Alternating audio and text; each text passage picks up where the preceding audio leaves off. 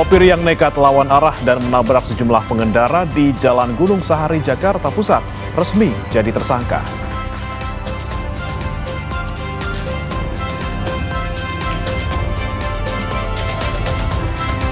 Keri Adrianto Riza, anak Riza Khalid, divonis 15 tahun penjara dan uang pengganti kerugian sebesar 2,9 triliun lebih. Vonis terkait kasus korupsi tata kelola minyak mentah dan produk kilang periode 2018-2023. Lapangan padel di kawasan permukiman Pulau Mas, Jakarta disegel permanen. Penyegelan dilakukan karena pendirian lapangan padel tidak sesuai izin. Gubernur Jakarta Pramono Anung sudah melarang pembangunan lapangan padel yang baru di zona perumahan.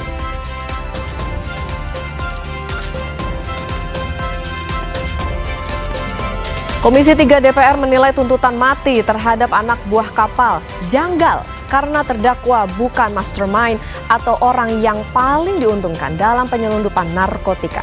ABK Fandi nantinya akan menjalani putusan. Meski DPR tidak akan mengintervensi, tapi bagaimana kasus ini bisa berakhir dengan adil? Kami akan ulas dalam dialog Sapa Indonesia Pagi.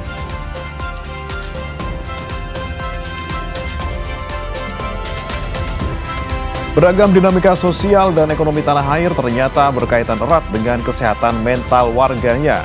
Bahkan beberapa waktu lalu ramai jadi perbincangan bahwa sejumlah psikolog menerima klien dengan keluhan stres yang dipicu situasi.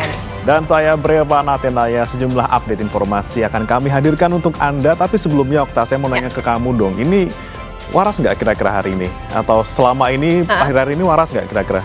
Alhamdulillah, insya Allah kita harus selalu menjaga kesehatan mental ya. In this economy, Bremana. Bukan cuma ekonomi ya, banyak banget hal-hal yang terjadi di dalam negeri gitu ya, dari mulai hukum, ya, betul, sosial, politik. Ini kayaknya semuanya itu banyak banget yang kemudian bikin kita tuh tiap hari terkaget-kaget. Anxiety ya lama-lama. How to survive tuh gimana sih? Kadang-kadang tuh buka sosmed, kok kayaknya gak ada good news gitu, gak ada good news. Terus juga mungkin kita banyak yang bertanya-tanya, ini kok begini, ini kok begitu. Dan ini tidak hanya kemudian membuat kita cuma sekedar anxious doang. Kadang-kadang ada juga bahkan ini laporannya banyak yang kena mental. Bahkan ada survei juga yang dilakukan gitu ya, bahwa ada 64% loh yang warga Indonesia mengaku itu kena mentalnya gara-gara keadaan di dalam negeri. Kondisi dalam negeri itu juga nggak cuma ngelihat bagaimana kondisi dalam negeri, tapi justru dalam diri sendiri juga kadang-kadang kita ngerasanya kayak justru terdampak ya, Bremana. Gimana kalau setiap hari kita bangun mungkin, aduh besok kita masih aman nggak ya bekerja gitu. Terus besok gimana ya, apakah masih cukup untuk makan enak dan lain sebagainya. Karena ya itu tadi dipengaruhi oleh bagaimana kondisi di negara kita. Tentu kita harapkan Indonesia semakin baik tiap harinya. Betul. Nah nanti kita akan bahas juga bagaimana kemudian menjaga mental kita agar tetap waras gitu ya dalam segmen Kompas Bisnis nanti bersama rekan kami Yan Rahman. Tapi sebelum ke sana saudara, kita akan ke informasi pertama dulu di pagi hari ini, di mana di Solo, Jawa Tengah ada sebuah sepeda motor yang terbakar di kawasan makam pahlawan Kusuma Bakti. Pemilik motor berhasil menyelamatkan diri sebelum api melalap habis motornya. Info pemadam depan makam pahlawan, 1 unit sepeda motor terbakar. Kebakaran bermula saat sepeda motor tengah melintas di kawasan makam pahlawan Kusuma Bakti Solo. Tiba-tiba muncul percikan api hingga api membesar dan membakar seluruh bagian motor. Tidak ada korban dalam peristiwa ini.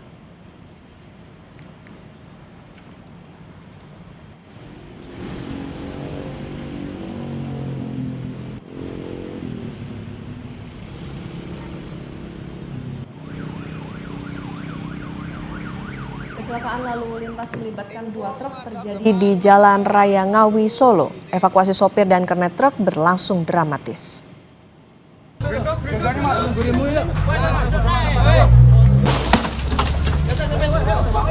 Warga berusaha mengevakuasi sopir dan kernet yang terjebak di dalam truk. Kecelakaan bermula saat truk pengangkut tanah hendak berbelok ke kanan. Pada saat bersamaan, truk bermuatan telur mendahului melalui lajur kanan. Tabrakan pun tak terhindarkan. Sopir dan kernet truk berhasil dievakuasi dan langsung dibawa ke rumah sakit.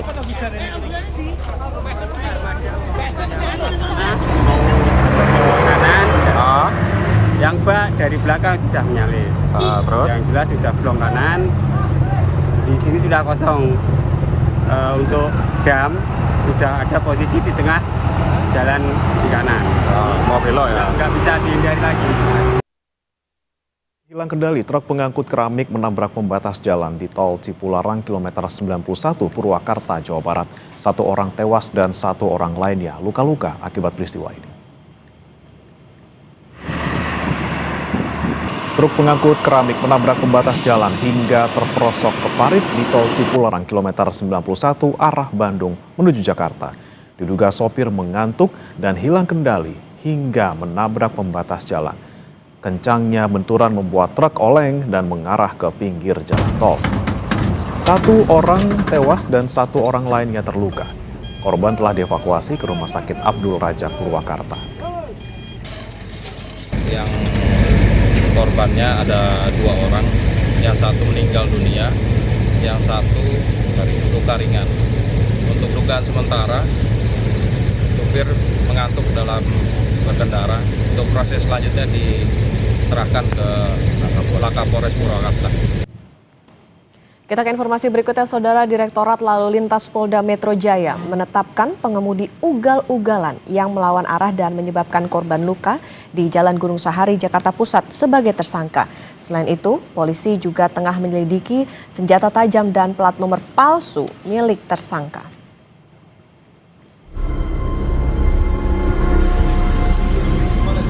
Polisi terus mendalami temuan sejumlah barang bukti tidak lazim di dalam mobil milik tersangka Hafiz Mahendra.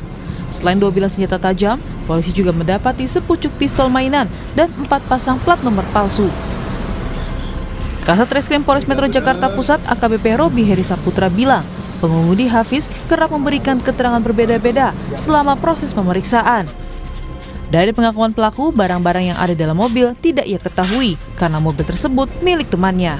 Meski dalam kasus kecelakaan lalu lintas, Hafiz telah ditetapkan sebagai tersangka, namun untuk temuan senjata tajam dan beberapa barang diduga palsu, statusnya hingga kini masih terperiksa.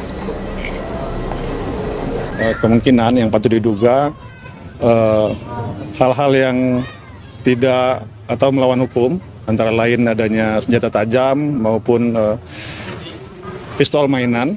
Kemudian juga beberapa plat kendaraan, sehingga patut diduga itu juga menjadi motivasi daripada pengemudi sehingga berkendara dengan cara yang membahayakan yang kita lihat bersama di beberapa sosial media juga. Sampai saat ini kita masih dalami karena kita temukan juga selain dari plat nomor yang tidak sesuai dengan nomor rangka dan nomor mesin, itu juga pengemudi membawa identitas diri yang tidak sesuai dengan data yang ada secara resmi dari Dukcapil daerahnya. Sebelumnya, mobil milik Hafiz kabur saat akan dihentikan polisi karena nekat melaju lawan arah dan menabrak sejumlah pengendara di Jalan Gunung Sahari, Sawah Besar, Jakarta Pusat, Rabu petang. Insiden ini menyebabkan sejumlah sepeda motor rusak dan seorang pengendara terluka. Karena saya nggak bawa SIM, nggak punya SIM sama nggak bawa STNK. Tadinya saya takut sama polisi, takutnya ditilang. Nah itu bisa lawan arah karena memang nggak tahu jalan atau gimana? Nggak tahu jalan dan Emang dari mana? dari Surabaya terus ke Karawang menuju ke Ancol sama pacar saya. Habis apa tujuannya?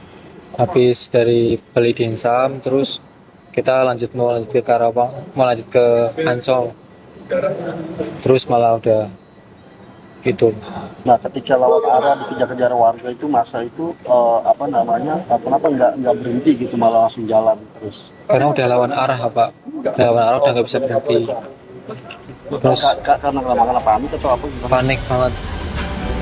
Kini, polisi pun tengah menyelidiki barang bukti senjata tajam hingga plat nomor palsu yang digunakan pelaku ada atau tidaknya hubungan dengan jaringan tindak pidana. Iksan Apriansyah, Kompas TV, Jakarta. Kerry Adrianto Riza, anak Riza Khalid menjalani sidang putusan terkait kasus korupsi tata kelola minyak mentah dan produk kilang periode 2018-2023. Kerry divonis 15 tahun penjara dan uang pengganti kerugian sebesar 2,9 triliun rupiah. Kerry menjalani sidang putusan di Pengadilan Tipikor pada Kamis 26 Februari hingga Jumat dini hari 27 Februari. Dalam sidang ini, Muhammad Kerry Adrianto Riza divonis 15 tahun penjara dengan denda 1 miliar rupiah ditambah pidana tambahan berupa uang pengganti kerugian sejumlah 2.905.420 juta rupiah. Melalui kuasa hukumnya, Kerry sebelumnya memohon pada majelis hakim menjatuhkan putusan bebas atau setidaknya lepas dari segala tuntutan hukum. Adapun kerugian negara yang ditimbulkan mencapai 285,18 triliun rupiah. Tindak pidana korupsi secara bersama-sama sebagaimana dalam Dili 1 menyatakan terdakwa Muhammad Kerry Adrianto Riza tersebut di atas terbukti secara sah dan meyakinkan bersama melakukan tindak pidana korupsi secara bersama-sama sebagaimana dalam dakwaan primer penuntut umum. 2 menjatuhkan pidana terhadap terdakwa Muhammad Kerry Adrianto Riza. Oleh karena itu dengan pidana penjara selama 15 tahun dan pidana denda sejumlah 1 miliar rupiah yang harus dibayar dalam jangka waktu 1 bulan dan dapat diperpanjang dalam paling lama 1 bulan sejak putusan berkekuatan hukum tetap. Menetapkan jika pidana denda tidak dibayar dalam jangka waktu yang telah ditentukan, kekayaan atau pendapatan terdakwa dapat disita dan dilelang untuk melunasi pidana denda yang dibayarkan. 4 dalam hal hasil penyitaan dan pelelangan kekayaan atau pendapatan tidak cukup atau tidak memungkinkan untuk dilaksanakan, pidana denda yang tidak dibayar tersebut diganti dengan pidana penjara selama 190 hari.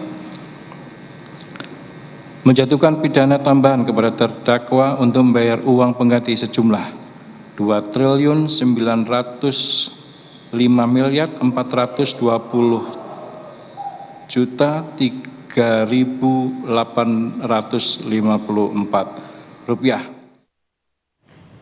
Anak buron Riza Khalid, Muhammad Kerry Adrianto Riza, divonis 15 tahun penjara dan uang pengganti kerugian sebesar 2,9 triliun lebih. Hakim menyatakan Kerry bersalah dalam kasus korupsi tata kelola minyak mentah. Terkait hasil vonis sidang, Muhammad Kerry Adrianto Riza menyatakan terus mencari keadilan. Ia menyebut bingung dari hasil putusan karena banyak faktor persidangan tidak dimasukkan dalam pertimbangan putusan.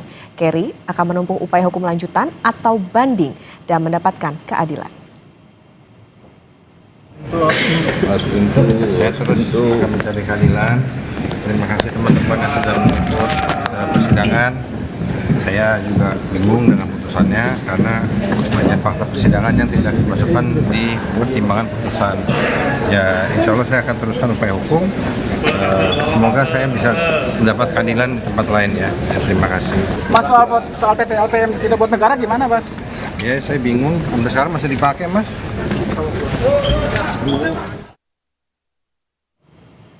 Warga desa Ketewel, Gianyar, Bali dikejutkan dengan kasus mutilasi di muara sungai Wosteben. Diduga sementara korban merupakan warga negara asing.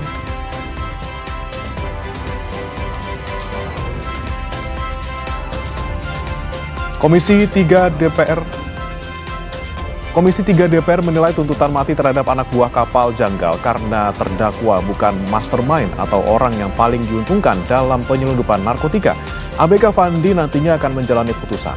Meski DPR tidak akan mengintervensi, tapi bagaimana kasus ini bisa berakhir dengan adil? Kami akan ulas dalam dialog di Sapa Indonesia Pagi hari ini.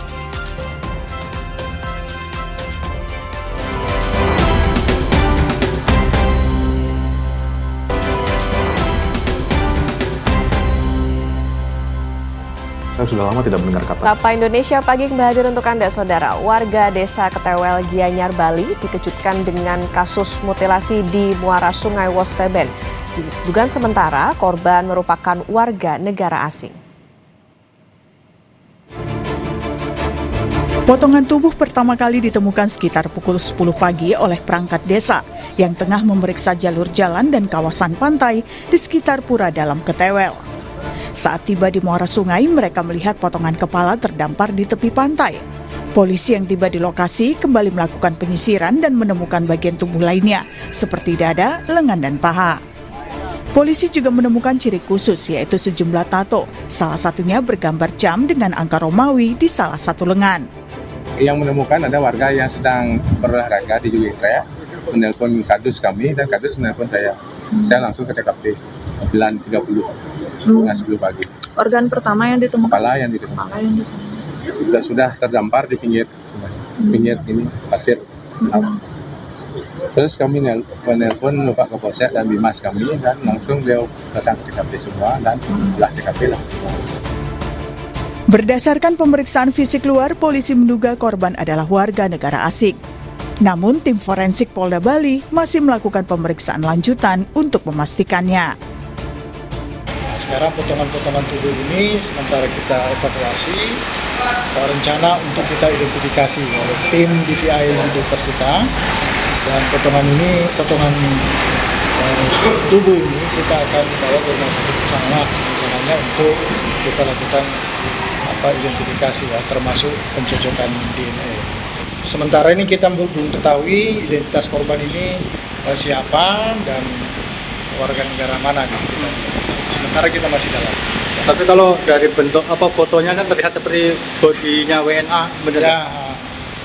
Seperti itu. Tapi kan kita perlu pengidentifikasian ya melalui DVI. Saat ini jenazah berada di RSUP Prof. Ngurah Denpasar dan kasus ditangani Direktorat Kriminal Umum Polda Bali. Inyoman Sudarmika, Nandang Astika, Kompas TV, Gianyar, dan Denpasar, Bali. Kita ke sorotan lain, Saudara.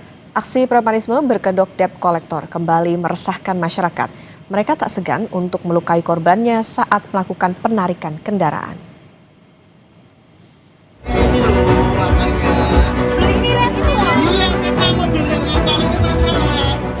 Aksi premanisme berkedok debt collector kian marak. Pelaku kekerasan bahkan sampai melukai korban, seperti di Semarang, Jawa Tengah. Seorang warga yang menjadi korban intimidasi sejumlah penagih utang hendak merampas mobil yang ia sewa di pintu masuk tol Kaligawe, Kota Semarang pada Sabtu 7 Februari. 6 pelaku ditangkap 24 Februari. Dari hasil pemeriksaan, pelaku ternyata salah target kendaraan. Data mobil yang dikendarai korban berbeda dengan data kendaraan yang dimiliki pelaku. Ada putusan MK agar DC tidak boleh melakukan perampasan pengambilan unit di jalan, sehingga apabila melakukan perampasan maka akan dikenakan dapat kami kenakan pasal perampasan atau pencurian dengan kekerasan. Ya, yang di kita yang di Polda 6 orang ditahan.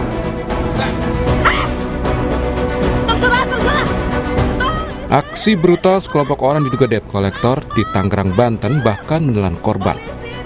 Seorang advokat jadi korban penikaman saat mobilnya hendak ditarik paksa.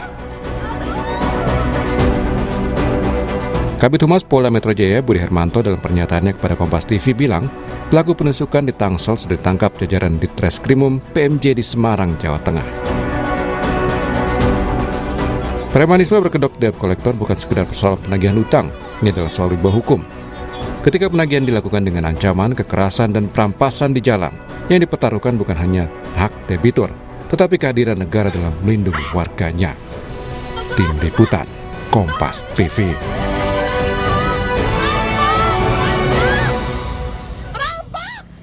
Saudara, seorang mahasiswi UIN Sultan Syarif Kasim Riau jadi korban penganiayaan dengan senjata tajam di lingkungan kampus.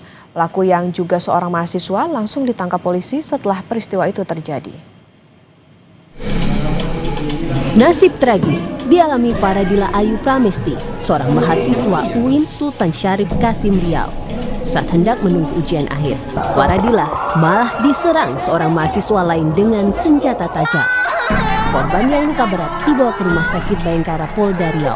Sementara pelaku ditangkap petugas keamanan kampus dan dibawa ke Polsek Bina Widya. Pelaku diduga sudah merencanakan perbuatannya, namun polisi masih mendalami motif pelaku. Ada kejadian penganiayaan berat yang mana direncanakan lebih dahulu yang dilakukan seorang pria terhadap seorang mahasiswa UIN yang mana berdua ini memang terdaftar sebagai mahasiswa di UIN. Usai olah TKP, polisi menyita parang dan kapak yang diduga digunakan melukai korban. Sementara korban masih dalam perawatan intensif karena mengalami luka serius di kepala dan tangan. Citra Indriani, Kompas TV, Pekanbaru, Riau. Berikutnya Saudara, motif penganiayaan polisi oleh seniornya hingga tewas di Makassar, Sulawesi Selatan terungkap. Korban, polisi muda yang baru lulus pendidikan, dianggap tidak loyal kepada senior. Duka mendalam dirasakan keluarga almarhum Bribda DP, personel Direktorat Samapta Polda Sulawesi Selatan yang meninggal di usia 19 tahun. Tangis haru keluarga tak terbendung saat melihat jenazah korban. Keluarga mengakui ada temuan sejumlah luka lebam di tubuh korban. Ayah korban yang juga anggota Polri meyakini putranya tidak punya latar belakang penyakit tertentu. Pihak keluarga pun langsung meminta jenazah Bribda DP diotopsi agar kematiannya bisa diusut. Tidak pernah sakit, dia tidak ada latar belakang sakitnya. Dan semenjak di sini saya sini keluar darah terus dari mulut. Ya. Dan indikasi ada yang mengatakan benturan kepala, bukan kepalanya tapi tidak ada luka di kepala. Tidak ada luka di kepala. Kalau memang murni memang di kepala kan pasti ada luka di kepala. Nah ini darah terus, kami akan proses untuk minta keadilan. Apabila memang ada penganiayaan, kami serahkan penyidik muda untuk mengungkap tuntas siapa pelaku daripada penganiayaan. Penyidik Polda Sulawesi Selatan melakukan serangkaian penyelidikan dan memeriksa 8 orang saksi. Polisi akhirnya menetapkan Bribda P, senior korban, sebagai tersangka. Polisi menyebut motif penganiayaan karena korban dianggap tidak menunjukkan loyalitas dan respek kepada senior. Polisi menyebut saat itu korban dipanggil oleh pelaku malam sebelum penganiayaan terjadi. Saat itu korban tidak menghadap. Esok pagi, korban dijemput pelaku dan dianiaya di asrama Dit Samapta Polda Sulawesi Selatan. Mirisnya, penganiayaan itu disaksikan sejumlah teman seangkatan korban. Rekan-rekan korban tidak ada yang berani melerai dan melaporkan kejadian. Selain menetapkan 1 tersangka, dari 8 saksi yang diperiksa, 2 saksi diperiksa terkait disiplin dan kode etik lantaran melihat kejadian tersebut tetapi tidak melaporkannya. Motif yang menjadi permasalahan yaitu korban atas nama Bribda Dirja Pratama tidak respect atau tidak loyal terhadap senior yaitu Bribda P karena dipanggil berkali-kali namun tidak diindahkan. Jadi malam dipanggil, kemudian 2 kali malam dipanggil nggak menghadap, kemudian pada pagi hari saat setelah sholat subuh dijemput oleh yang bersangkutan dan menganggap bahwa dia dianggap tidak loyal. Itu motifnya yang terjadi yang berhasil kita dapatkan dalam proses penyelidikan ini. Staf ahli Kapolri, Irjen Purnawirawan Arianto Sutadi menyebut berulangnya kekerasan yang melibatkan anggota Polri akibat lemahnya pengawasan dari atasan. Jadi kebrutalan polisi di lapangan itu adalah karena pengawasannya itu tidak ketat, Pak. Pengawasan yang ketat itu tidak ketat. Pelanggaran yang kecil-kecil itu tidak tertindak oleh atasannya. Karena atasannya itu membiarkan. Akibatnya anggota yang terbiasa berperilaku kekerasan itu nggak berubah.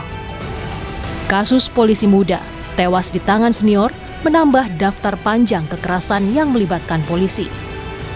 Polda Sulawesi Selatan memastikan kasus ini akan diusut hingga tuntas, baik pidana dan pelanggaran terhadap kode etik. Tim Liputan, Kompas TV. Komisi 3 DPR menilai tuntutan mati terhadap anak buah kapal janggal karena terdakwa bukan mastermind atau orang yang paling diuntungkan dalam penyelundupan narkoba. ABK Fandi nantinya akan menjalani putusan.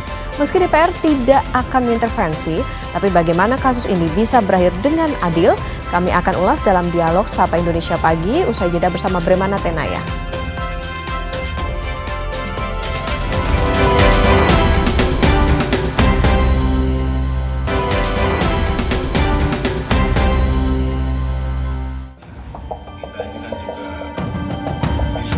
Keluarga Fandi Ramadan, ABK yang dituntut hukuman mati dalam kasus penyelundupan sabu, mengadu ke DPR.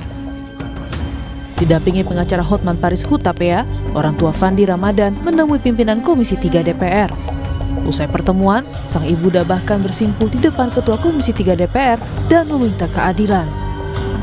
Orang tua bilang Fandi yang baru bekerja 3 hari di kapal tersebut tak tahu menahu adanya narkotika jenis sabu seberat 2 ton yang dibawa kapal. Saya selaku orang tua, saya mohon keadilan sama Bapak, membantu saya untuk menyelesaikan masalah anak saya ini, Pak. Saya mohon, Pak, karena saya tanya anak saya, dia tidak mengetahui barang itu, Pak. Saya tanya, jadi tahunya dari mana? Setelah penangkapan, Mak, barulah tahu saya itu bawahnya itu narkoba.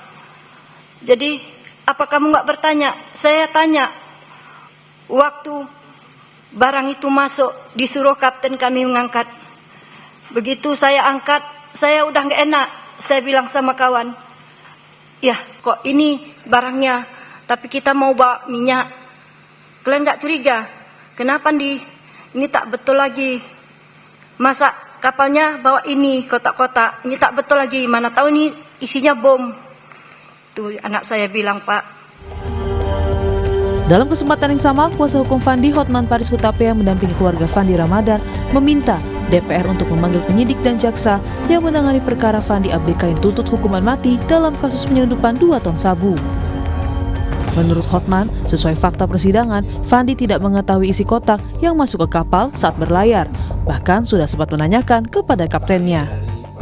Kalau sudah ada diakui oleh semua pihak yang terlibat bahwa si Fandi ini bolak-balik nanya, itu harusnya menjadi acuan bahwa memang dia tidak tahu. Tapi tetap begitu saja langsung dihukum mati. Dituntut mati.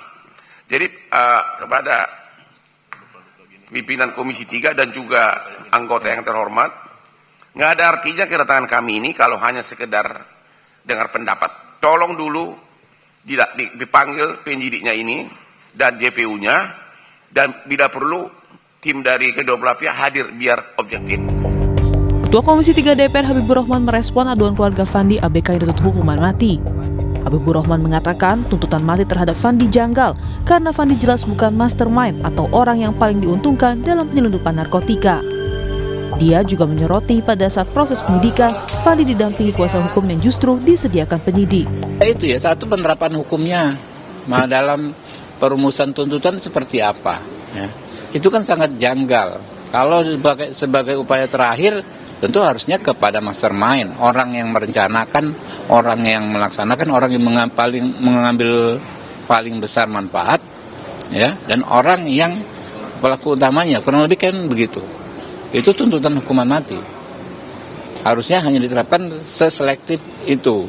Nah itu kejanggalannya. Kemudian terbongkar tadi, ketika diperiksa katanya lawyernya dari pihak yang meriksa, itu kan, gimana dia mau all out membela kepentingan kliennya. Sementara itu, Kapus Penkum Kejagung Anang Supriyatna menegaskan, Fandi dan juga terdakwa lain mengetahui jika barang yang mereka bawa adalah narkoba jenis sabu. Bahkan menurut Kejagung, Fandi juga telah menerima bayaran. Para terdakwa sadar dan mengetahui, termasuk yang ABK itu mengetahui bahwa barang itu adalah barang narkotika, dan itu disimpan sebagian ada di haluan kapal, sebagian lagi disembunyikan di bagian dekat mesin. Artinya menyadari dan menerima pembayaran juga yang bersangkutan. Dituntut maksimal berarti ini kan karena kejahatan itu berarti kan sudah mempertimbangkan berbagai hal, termasuk karena yang penting bagi kita negara dalam ini komitmen melindungi warga negara dari bahaya narkotika. Ini kan hampir 2 ton loh, nggak main-main. Sebelumnya, jaksa penuntut umum menuntut hukuman mati terhadap 4 warga negara Indonesia dan 2 warga negara asing asal Thailand yang menjadi pelaku penyelundupan 2 ton sabu di perairan Kepulauan Riau. Salah satunya yang dituntut mati adalah Fandi Ramadan. Fandi dituntut hukuman mati dalam sidang Pengadilan Negeri Batam karena terlibat penyelundupan 2 ton sabu. Tim Liputan, Kompas TV.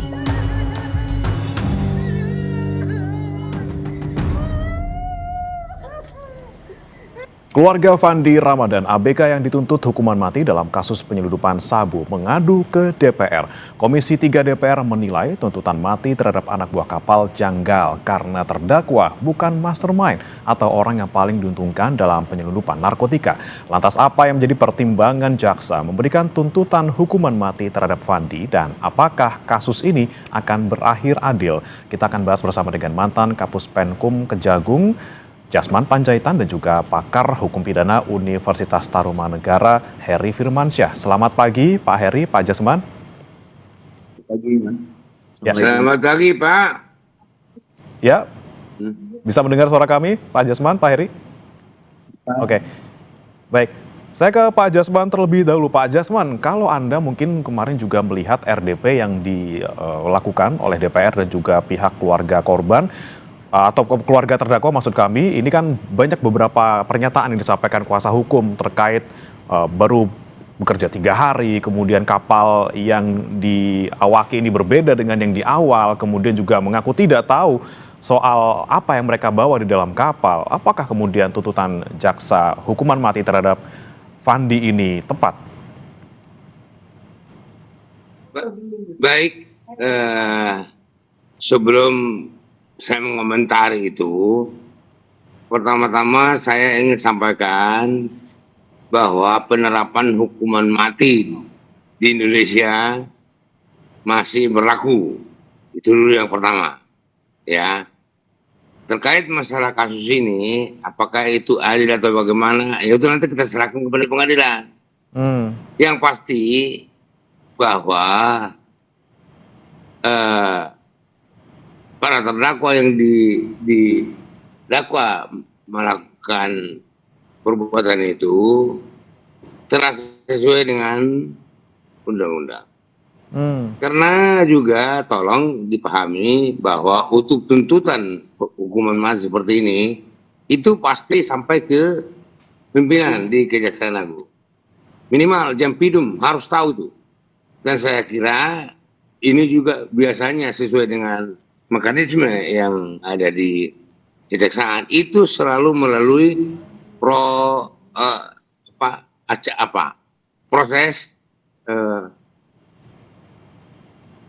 minta tuntutan pada pimpinan, dan itu perkara itu diekspos, tidak semata-mata begitu. Nah, di sini kalau ada keraguan, seharusnya kalau ada keraguan bahwa dia tidak ini, ya ini mungkin ini kan asumsi ya. Pendapat. Jadi kita juga tolong juga melihat kasus ini dari sisi positif ya, bahwa Kejaksaan Agung dalam hal ini jaksa atau penuntut umum di Batam itu sudah melakukan penuntutan secara benar sesuai dengan undang-undang. Soal penerapan hukuman mati, bahwa itu juga betul apa yang dikatakan oleh Ketua Komisi 3, bahwa itu adalah alternatif sekarang. Berdasarkan peraturan hukum acara pidana, bahwa hukuman mati bukan lagi pidana pokok di Indonesia. Jadi nggak perlu kita terlalu ya menangkap ini dengan kepala panas ya. Kita lihat aja dulu. Baik. Itu salah satu komentar saya. Komentar saya juga yang ini mengenai penuntut umum yang langsung kebakaran jenggot karena dia menuding bahwa masyarakat dan anggota DPR intervensi. Salah, itu nggak benar, itu bukan seorang public speaker yang baik gitu ya. Itu memang perlu ditegur itu tapi soal tuntutan ini saya kira sudah sesuai. Jadi kalau soal intervensi ini Pak tidak setuju Pak Jasman? Ya harusnya tidak begitu cara menjawabnya seorang public speaker, dan itu salah satu tugas dan tanggung jawab saya kalau ngajar di Baliklah. Saya ngajar public speaking di desa. Saya tidak pernah ajarkan seperti itu dan tidak boleh menantang begitu. Ya udah. Oke. Apa aja. Baik. Normatif aja gitu jawabannya. Gitu. Baik, kemudian Pak Jasman yang menjadi pertanyaan juga ini kan memang hukuman mati masih berlaku tapi kemudian dilakukan ataupun diterapkan secara selektif dan juga ini adalah upaya terakhir ataupun alternatif seperti itu. Nah kalau Anda melihat perjalanan kasus dari ABK ini yang kemudian akhirnya dituntut mati, melihat kemudian pengakuan dari terdakwa yang mengaku tidak tahu apa yang dibawa gitu, apakah kemudian ini tepat? Apalagi sekarang yang punya kapal ini belum tertangkap gitu pelaku utamanya. Ya, itulah mungkin yang bisa menjadi catatan kita, gitu. Ya. Tapi yang penting tadi, yang pasti tadi bahwa itu penerapan hukuman mati itu seperti yang saya katakan tadi masih berlaku di Indonesia. Nah, ini yang nanti kalau misalnya itu dieksaminasi perkaranya, nah, dan saya yakin seperti tadi saya sampaikan, ini ada proses expose.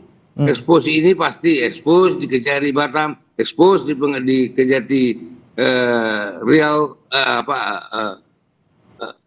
terus di Kejati, terus expose di Kejaksaan Agung. Pasti itu. Nah, pasti itu semua dilalui. Jadi tolong kita saling percaya. Percaya. Baik. Baik. Nah, itu tuh. Baik. Jadi soal nantinya ya tuntutan mati itu tuh nggak gampang Pak, nggak gampang. Ya. Oke, baik, saya ke Pak Heri. Pak Heri, kalau Anda melihat juga perjalanan kasus dari ABK Fandi ini, kemudian kemarin juga kita dengar bersama-sama mungkin ya RDP bersama dengan kuasa hukum keluarga korban, keluarga terdakwa. Bagaimana kemudian Anda melihat kemarin yang disampaikan oleh kuasa hukum banyak kejanggalan-kejanggalan yang kemudian disampaikan dan menilainya ya jangan tuntutan mati dong, ini kan pelaku utamanya belum tertangkap gitu. Baik, suara saya terdengar ya? Ya, terdengar, Pak Heri. Ya, bagaimanapun kita nggak tahu fakta hukum di persidangan kemarin ya, karena tidak tersampaikan lewat media secara detail informasinya. Yang paling penting adalah dalam suatu persidangan itu adalah mengurai fakta-fakta hukumnya. Kemudian pendekatan fakta hukum itu akan dijawab lewat teori hukum misalnya, atau asas hukum yang ada. Kalau tadi ingin membantah, tentunya menggunakan asas hukum Hinstaf Sonder School misalnya, tidak pidana tanpa kesalahan, karena dianggap dia tidak tahu gitu ya, barang yang dibawa itu adalah narkoba, atau bicara tentang hukum yang lain misalnya ada teori will and advertence, teori dia berkehendak mengetahui tadi, sehingga dengan itu dia bisa dipidana. Nah itu kan dasar dalam konteks teori yang dikaitkan dengan fakta. Nah yang penting adalah bahwa ada undang-undang lain yang harus digunakan untuk melihat kasus ini secara menyeluruh, karena ini kan terjadinya dalam konteks berlayar ya di laut, maka undang pelayaran pun menjadi penting untuk diikuti di sini. Bagaimana adanya pertanggungjawaban pidana itu tidak melekat pada seorang nakoda. Dalam hukum pidana ada istilahnya delik propria. Propria itu dia menyangkut pada status atau jabatan khusus tertentu. Nah salah satunya adalah nakoda misalnya. Agar kita bisa melihat bahwa siapa sih yang sebenarnya punya tanggung jawab yang besar dan mengetahui punya kehendak dan tanggung jawab yang tentunya diatur secara limitatif ya dalam suatu aturan undang-undang tadi, yang dia sebenarnya punya peran besar untuk barang itu naik, keluar ataupun berhenti kapal. Itu kan bagian dari mekanisme pelayaran yang perlu dipahami juga. Nah, kita tidak mengetahui apakah kemarin dalam upaya jawab-menjawab ataupun membuktikan itu teman-teman penasihat hukum juga concern terhadap isu-isu tadi begitu ya, kemudian menghadirkan saksi yang relevan. Kalau kemarin disampaikan hanya mendasarkan pada konfirmasi dari yang langsung ya, dan atau yang mengatakan memang ada konfirmasi dari si Fandi terkait dengan isi muatan dari kapal tersebut apa. Nah ini kan kemudian dikonstruksi bahwa Fandi itu sebenarnya dia tidak mengetahui apa isi dari tersebut ya. Mungkin kalau dia tahu dia nggak akan melakukan. Sedangkan versi dari teman-teman kejaksaan ini dia mendapatkan upah gitu ya. Kemudian dia melakukan bongkar muat itu tidak tempat semestinya. Harusnya kan misalnya di pelabuhan ya kan, itu pun pelabuhan yang harusnya tercatat secara resmi untuk turun muat suatu muatan tadi. Ini sedang di tengah-tengah laut. kemudian melepaskan bendera kapal. Ini pelanggaran-pelanggaran yang mengerucut pada asumsi dugaan dia juga mengetahui tindak pidananya. Nah, yang menjadi sekarang ini kan sudah mengkerucut pada ujungnya akhir putusan ya Mas ya. Dan ini sudah pada ending akhirnya. Masalahnya ketika kasus ini diangkat dan nanti rekomendasinya dari teman-teman yang di pihaknya Mas Sandi, ini kan teman DPR memanggil penyidik, memanggil penuntut umum. Yang saya khawatirkan adalah ini bukan masalah intervensi ya, tapi kita mulai berpikir secara kritis, apakah begini cara mengkoreksinya dengan memanggil tadi, kemudian apa hasil akhirnya yang nanti akan diharapkan. Apakah kemudian diikuti membuktikan lagi di Komisi 3 nanti atau seperti apa? Nah, saya sependapat bahwa peran DPR dalam Komisi 3 ya yang dilakukan oleh teman-teman DPR untuk mengawal kasus untuk melakukan atau menciptakan keadilan masyarakat bagi mereka yang mencari keadilan. Tapi dalam perspektif bahwa kemudian mengkoreksi sistem pidana, kemudian ada bukti lagi sistem gelar perkara dan lain sebagainya. Nah, ini yang saya khawatir kemudian mengganggu tatanan hukum acara pidana kita secara keseluruhan. Dan tentunya perkara-perkara yang akan muncul yang demand-nya, permintaannya sama, yaitu dapat semacam ini untuk dan terhadap trust hukum kita juga semakin sulit diselamatkan.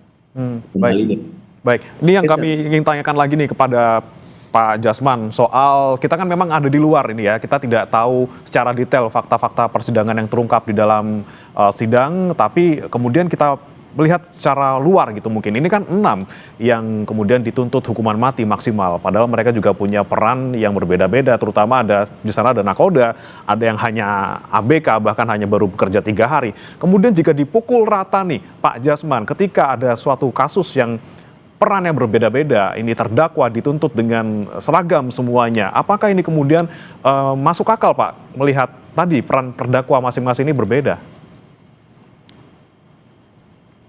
Ya, baik. Jadi ini kan tuntutannya ada sebelum menuntut itu kan dilihat ada suatu kerjasama yang erat di antara pelaku. Jadi pasti ada kerjasama yang erat. Itu itu harus terungkap.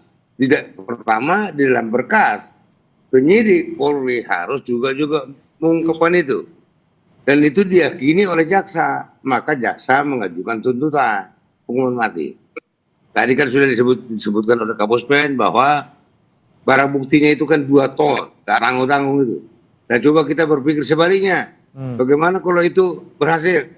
Berapa banyak masyarakat Indonesia yang hancur gara-gara 2 ton barang itu? Jadi kita juga jangan terlalu terbawa perasaan karena itu tuntutan hukuman mati. Dan jangan kita terlalu hanya percaya saja ya terhadap pengakuan si tersangka, terdakwa. Jangan hanya terlalu percaya. Mari kita uji keterangan daripada terdakwa ini dengan fakta-fakta lain, ya.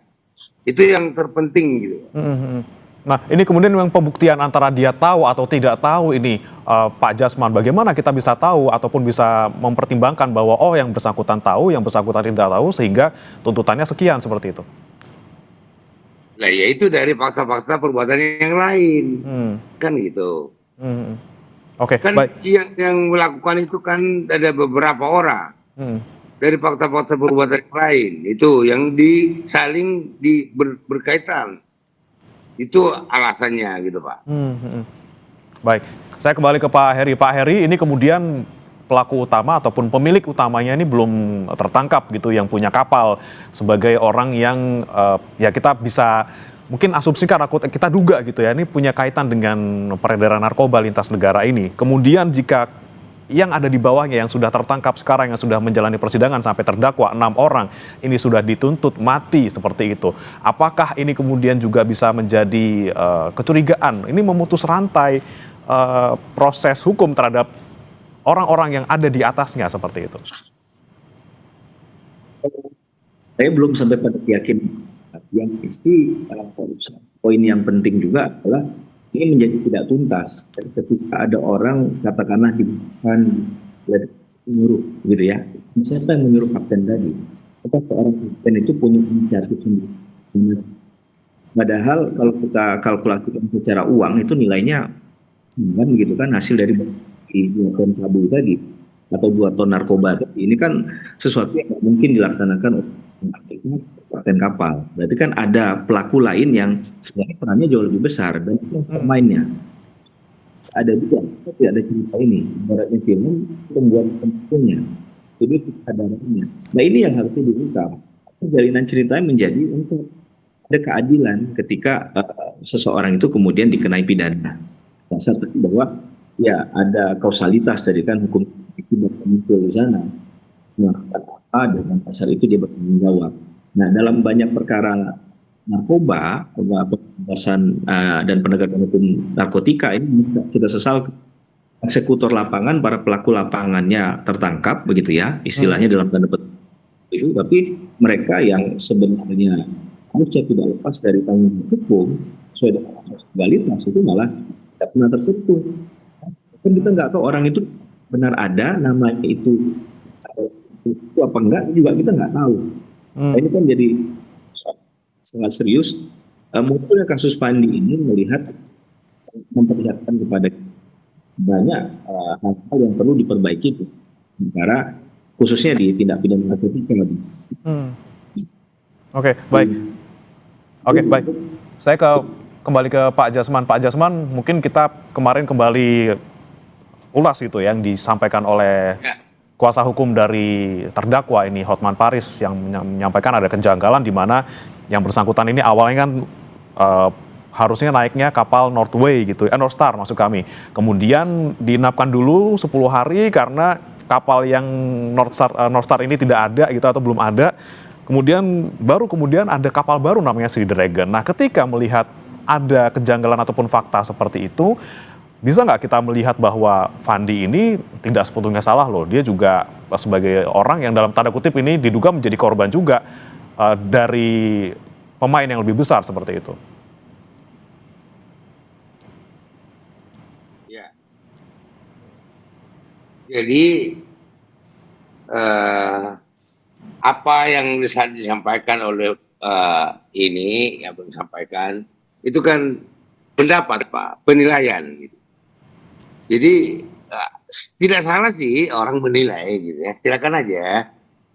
Cuma sekarang kita selaku masyarakat menilai apakah jaksa salah, kan itu jadi persoalan. Kalau saya itu apakah di sini ada jaksa yang salah? Saya katakan tidak. Kenapa? Karena itu sudah melalui prosedur. Saya tadi sudah katakan bahwa setiap tuntutan hukuman mati itu harus ada persetujuan Jampidum atau bahkan Jaksa Agung. Itu karena Jaksa Agung itu sebagai dominis litis, ya. Jadi tidak salah. Soal ada perbedaan pendapat bahwa ini kan udah begini, ini begini, termasuk Hotman Paris, silakan aja. Ya, sudut pandang pengacara kan beda dengan sudut pandang jaksa. Nah, ini yang jadi kita jangan membuat gaduh penegakan hukum ini gitu loh. Itu ya silakan aja berpendapat, tapi pendapatnya itu penilaian. Ya, semua itu penilaian. Jadi nanti kita serahkan aja ke badan peradilan. Itu Pak, siap. Nah, kemudian kalau misalnya ada pendapat berbeda atau mungkin ada istilahnya dorongan untuk bisa mengevaluasi ataupun melihat persidangan ini lebih jelas, apakah perlu eksaminasi nih Pak Heri, karena ada dorongan juga dari Komisi 3 bahwa perlu nih ada eksaminasi oleh Kejaksaan Agung, padahal kita tahu sendiri nih ada agendanya untuk vonisnya ini tanggal 5 Maret, sekarang sudah tanggal 27 seperti itu. Kira-kira mungkin nggak kalau kita ajukan eksaminasi gitu? Ya. Masalah limitasi itu juga perlu diperhatikan. Ya, itu memang salah, itu mekanisme yang benar. Di kejaksaan itu kalau ada seperti itu, ya jaksanya dan kejarinya itu dieksaminasi. Itu. Baik, kalau menurut Pak Heri gimana Pak? Seperti yang saya bilang tadi, bukan hanya jaksanya lagi. Ya. Karena semua udah pada setuju itu. Baik, Pak Heri, kalau menurut Anda bagaimana soal eksaminasi yang mungkin mepet waktunya karena vonisnya nanti tanggal 5 Maret? Ya, kalau kita bersandar pada keadilan dan ingin mendapatkan nanti sah-sah saja, menurut saya nggak ada pelanggaran terhadap hal itu ya, karena nggak inti kalau orang hukum itu bicara adalah nggak dia berupa perintah nggak, dia boleh atau enggak, gitu kan? Kalau boleh saja kan berarti bisa dilakukan. Tinggal bagaimana hakim nanti ya terhadap hal itu. Dan ini kan harus ada kebesaran juga dari teman-teman kejaksaan kan untuk melakukan hal.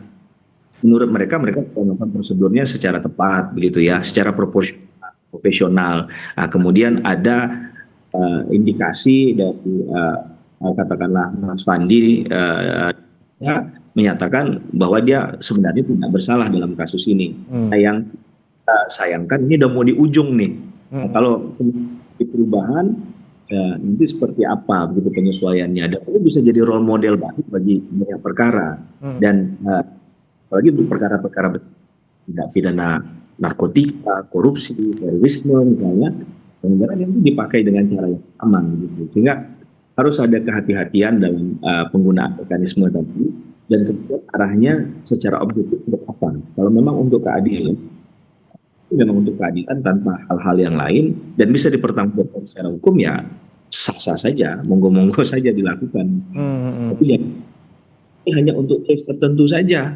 Ke depan ketika ada yang meminta tidak diberikan. Nah, ini kan masalah nanti menurut saya. Jadi pemberian hak hukum itu harus bicara tentang konsepnya adalah equality, untuk kesetaraan untuk semua gitu ya. Kan hanya untuk itu saja gitu. Oke, tentunya bagaimanapun dinamika yang terjadi di proses peradilan ABK ini, kita harapkan nanti kasusnya berakhir adil. Terima kasih Pak Jasman Panjaitan, Kapus Penkum Kejagung 2019-2010 dari Kejagung. Kemudian ada juga Pak Heri Firmansyah, pakar hukum pidana dari Universitas Tarumanegara sudah bergabung bersama kami di Sapa Indonesia Pagi. Selamat pagi. Kami akan kembali dengan informasi lainnya. Saudara, warga Desa Ketewel, Gianyar, Bali dikejutkan dengan kasus mutilasi di muara sungai Wosteben. Diduga sementara korban merupakan warga negara asing. Informasinya saat lagi.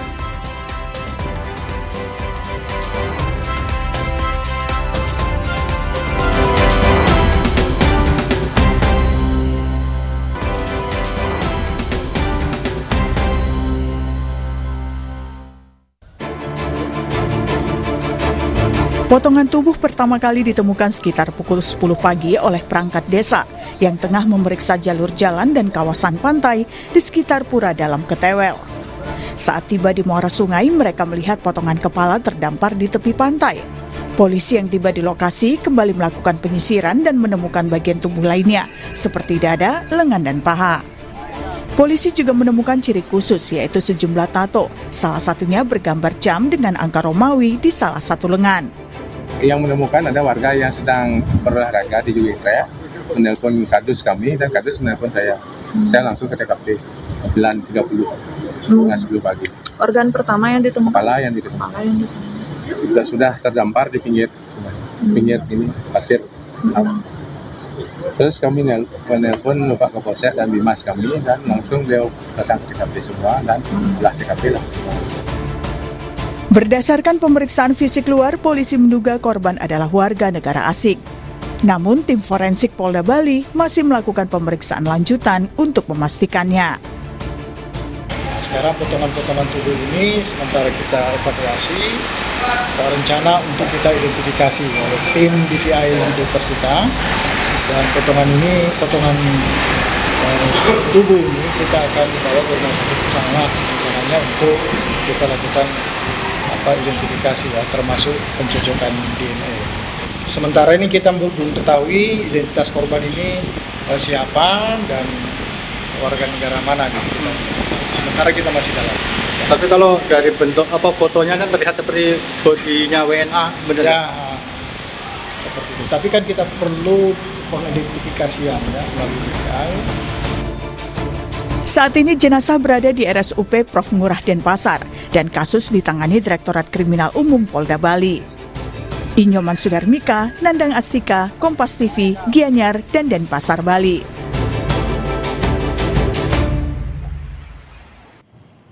Lebih lanjut soal kasus mutilasi di Bali, kita tanyakan kepada jurnalis Kompas TV Jipayana Putra dan juru kamera Kadek Santosa di Denpasar, Bali. Selamat pagi Jipayana, siapa saja yang sudah diperiksa polisi terkait penemuan korban mutilasi di Gianyar ini?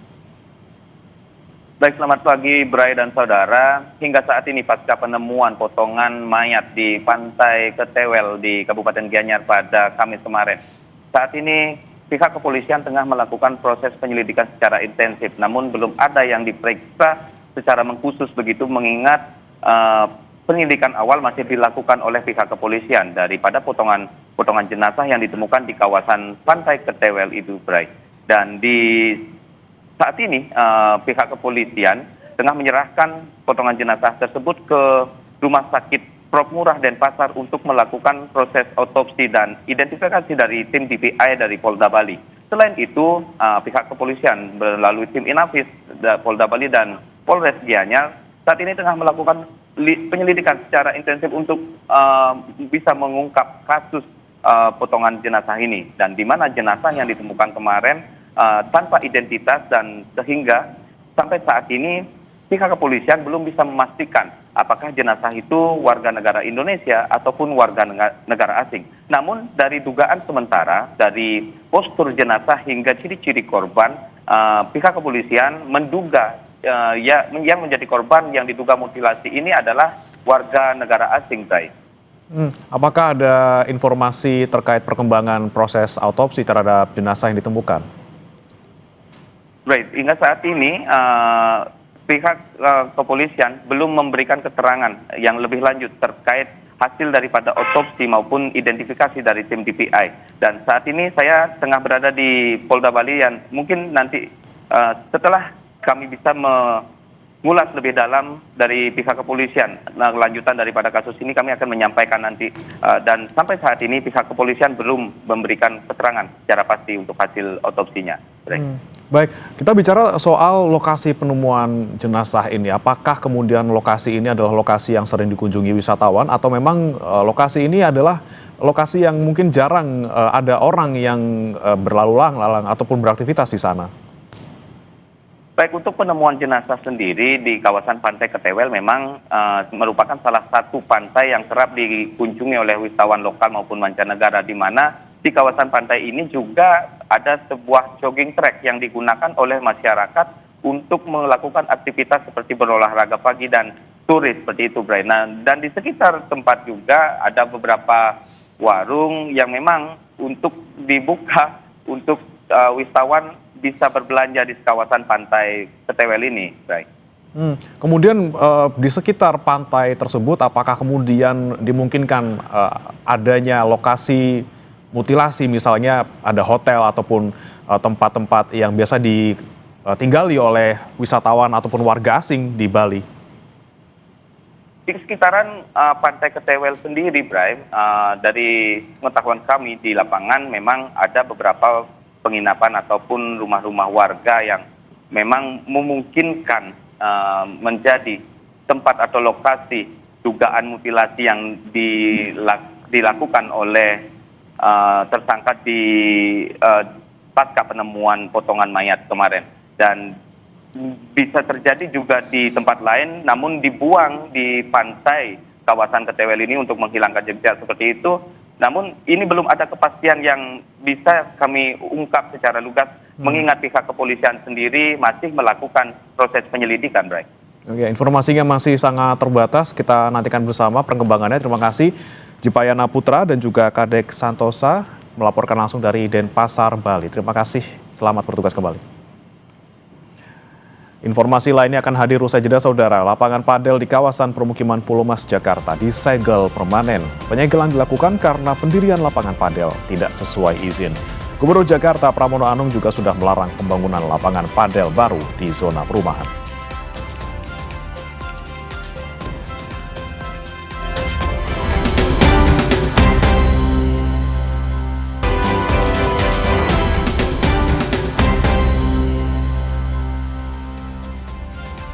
Saudara, sebuah pangkalan BBM dan gas LPG di Kampung Tepian Buah Berau, Kalimantan Timur terbakar.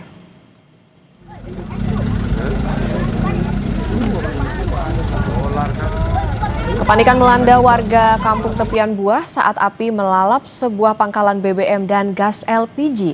Akibat kejadian ini, 1 orang menderita luka bakar dan dibawa ke puskesmas terdekat. Penyebab kebakaran masih diselidiki polisi.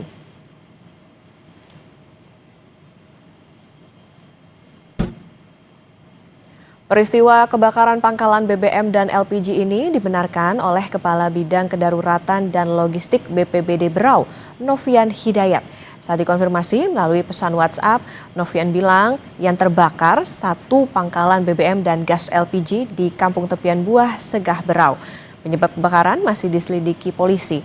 1 orang mengalami luka bakar.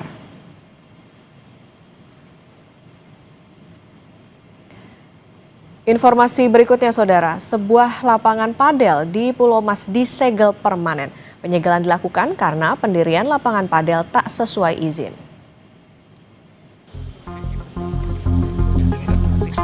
Penyegelan dilakukan suku Dinas Cipta Karya, Tata Ruang dan Pertanahan Jakarta Timur.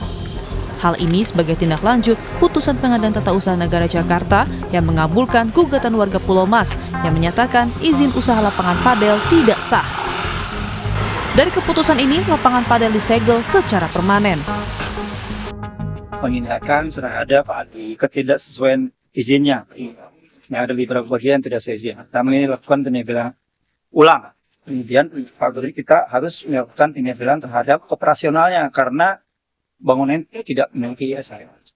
Sehingga kita lakukan 2 tadi penyegelan ulang terhadap bagian. Nanti setelah itu kita akan segel terhadap SLF permanen. Sampai nanti mereka memenuhi persyaratan. Warga mengaku lega lantaran sudah berbulan-bulan melayangkan protes terkait gangguan kebisingan dari lapangan padel di tengah permukiman ini. Saya mewakili warga RT 05 merasa bersyukur di mana pemerintah pusat kita sudah ikut memperhatikan lapangan padel, khususnya lapangan padel di Pulau Mas. Ya karena ada kebisingan, terus ya itu mobil konsumennya larinya kenceng. Gitu. Dan lagi pula juga di sebelah kanan saya itu kan banyak lansia juga. Gitu. Jadi kasihan juga lansia-lansia. Sebelumnya, Gubernur Jakarta Pramono Anung resmi melarang pembangunan lapangan padel baru di zona perumahan. Jika ada lapangan padel yang tidak memiliki izin PBG, maka akan dilakukan pembongkaran. Selain itu juga, Pramono bilang bangunan yang berizin tetapi berdekatan dengan permukiman agar tidak melakukan operasional lebih dari jam 8 malam. Pengelola padel juga diminta memasang peredam agar tidak membuat bising masyarakat sekitar. Perizinan baru untuk pembangunan atau lapangan padel tidak diperbolehkan di zona perumahan. Semuanya harus di zona komersial untuk yang baru. Bangunan atau lapangan padel yang tidak memiliki PBG dilakukan penghentian kegiatan, pembongkaran dan pencabutan izin usaha. Penyegelan lapangan padel ini dilakukan karena sebelumnya sudah berbulan-bulan diprotes warga karena berdiri di tengah permukiman. Ardi Praseno, Eri Wiranata, Hani Rivelino, Kompas TV, Jakarta.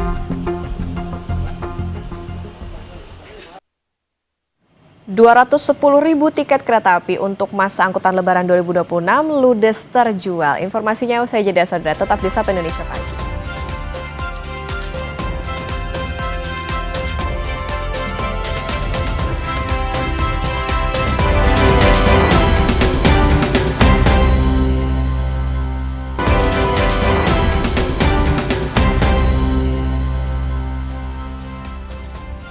Kembali di Sapa Indonesia Pagi, Saudara. 210.000 tiket kereta api untuk masa angkutan Lebaran 2026 ludes terjual. PT KAI Daob 8 Surabaya menyiapkan 8 rangkaian kereta api tambahan untuk mengantisipasi lonjakan penumpang.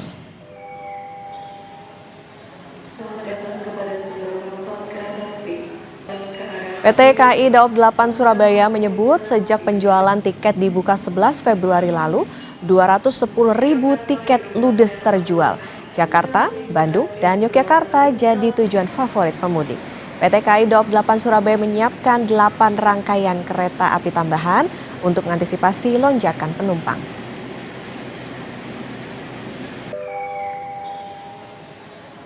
Jadi sampai hari ini sudah terjual 210.000 tiket ya, dari total 561.000 yang kita sediakan. Jadi tambahan kami dari Daob 8 Surabaya akan mengoperasikan nanti atau menjalankan ada 8 kereta api tambahan.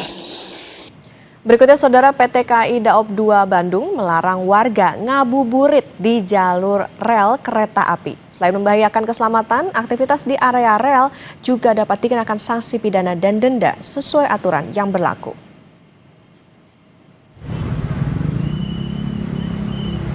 Selama bulan Ramadan, jalur rel kereta api masih sering digunakan warga untuk ngabuburit. PT KAI Daob 2 Bandung menegaskan jalur rel bukan tempat untuk beraktivitas apapun. Selain beresiko tinggi, pelanggar juga dapat dikenakan sanksi pidana dan denda sesuai peraturan perundang-undangan. PT KAI berharap masyarakat lebih sadar dan mematuhi aturan demi keselamatan dan kelancaran perjalanan kereta api.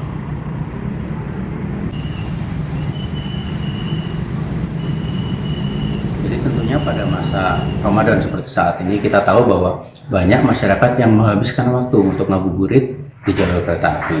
Jadi kami dengan tegas di sini melarang bagi siapapun untuk berada di jalur kereta api. Karena tentunya kita sama-sama tahu ketika berada di jalur kereta api bukan hanya membahayakan diri sendiri, namun juga akan membahayakan perjalanan kereta api. Dinas Perhubungan Provinsi Jawa Barat kembali menghadirkan program mudik gratis untuk mudik Lebaran tahun 2026. 3.040 tiket disediakan. Program mudik gratis Pemprov Jabar ini dilaksanakan mulai 13 hingga 15 Maret 2026 di sejumlah terminal. Di antaranya Terminal Lewi Panjang Bandung, Terminal Cikarang, dan Terminal Kota Bekasi. Untuk pendaftaran bisa dilakukan mulai 11 Februari hingga 12 Maret 2026 melalui aplikasi Sapa Warga. Untuk program mudik gratis ini, Pemprov Jabar akan mengoperasikan sekitar 74 armada bus yang sudah dinyatakan layak beroperasi dari Dinas Perhubungan. Di tahun ini, Dinas Perhubungan Provinsi Jawa Barat juga menggunakan angkutan reguler sama dengan tahun 2025. Secara jumlah tiket, jumlahnya itu 2.560 tiket. Jurusannya itu ada 9 jurusan. Jurusan itu ada yang lokal di Jawa Barat, sebagian besar ada lokal Jawa Barat, tapi ada Jawa Barat ke luar, tapi juga ada dari luar Jawa Barat menuju Jawa Barat. Ada tradisi turun-menurun warga Situbondo, Jawa Timur, Saudara, saat menunggu berbuka alias ngabuburit. Layangan jumbo jadi cara unik warga Situbondo, Jawa Timur ngabuburit.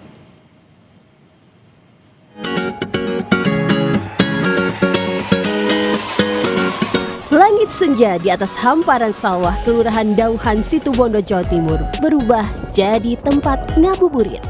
Warga saling adu kebolehan menerbangkan layangan jumbo berukuran hingga 2 meter. Tradisi main layangan jumbo sudah jadi tradisi warga turun-menurun di bulan Ramadan. Ya, itu namanya kalau kita sebutnya layangan soangan ya. Layangan itu ada 2, layangan yang biasa diadu ya sama layangan soangan. Nah, kenapa disebut soangan? Ya karena memang ada bunyinya semacam kayak soang gitu kan. Dan itu kami di Situbondo ini biasa memainkan itu terutama menjelang berbuka puasa ya di sawah. Proses menerbangkan layangan ini tak semudah yang terlihat. Warga harus membaca arah angin, menentukan tarikan yang tepat, dan menguasai teknik pengendalian. Tali yang digunakan pun bukan sembarangan, mulai dari senar pancing berukuran besar hingga tali tambang plastik yang kuat menahan hentakan. Saat layangan berhasil naik, suasana langsung pecah oleh sorakan warga. Di ketinggian, layangan ini mengeluarkan suara khas yang jadi daya tariknya. Selain ngabuburit dengan bermain layangan, lokasi ini juga dibuka pasar Ramadan untuk warga berburu takjil. Rendra Parendika, Kompas TV, Situbondo, Jawa Timur.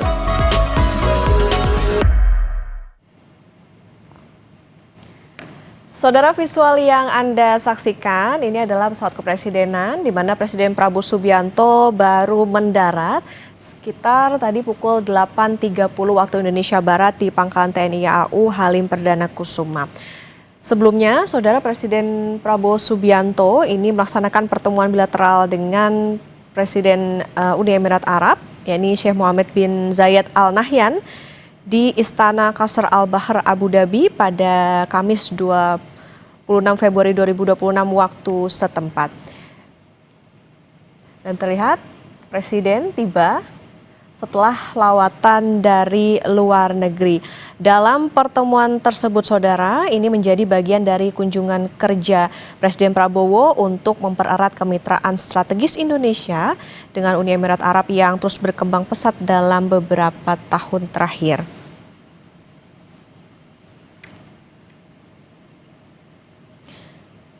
Presiden Prabowo Subianto juga dalam pertemuan tersebut didampingi Menteri Luar Negeri Sugiono, kemudian juga Sekretaris Kabinet Teddy Indra Wijaya, Duta Besar RI untuk Uni Emirat Arab Juda Nugraha, dan juga sejumlah pejabat terkait lainnya.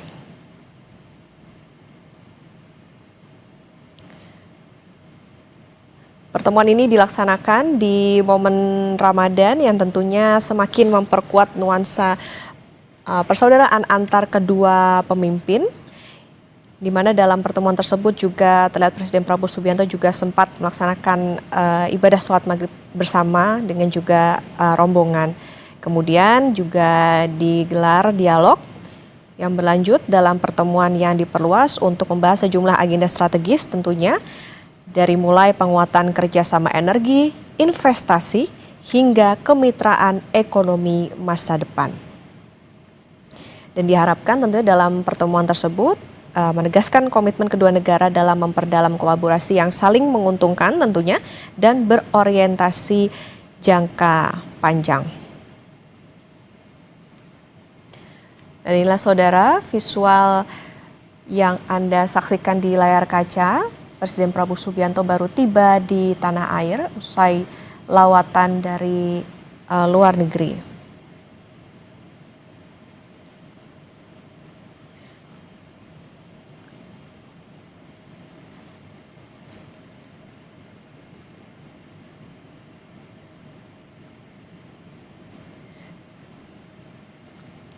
Dan dalam pertemuan tersebut, Saudara, tentunya membahas sejumlah hal termasuk tadi bagaimana investasi dan juga kerjasama antar kedua negara. Lawatan ini, Saudara, sebelum dari Uni Emirat Arab, ini adalah lawatan kenegaraan yang dilakukan oleh Presiden Prabowo Subianto seperti ke Yordania, Inggris, kemudian Amerika Serikat, dan ketika di Amerika Serikat juga Presiden Prabowo Subianto ini mengikuti KTT dari Board of Peace, di mana kita ketahui Indonesia ini menjadi anggota Board of Peace atau Dewan Keamanan.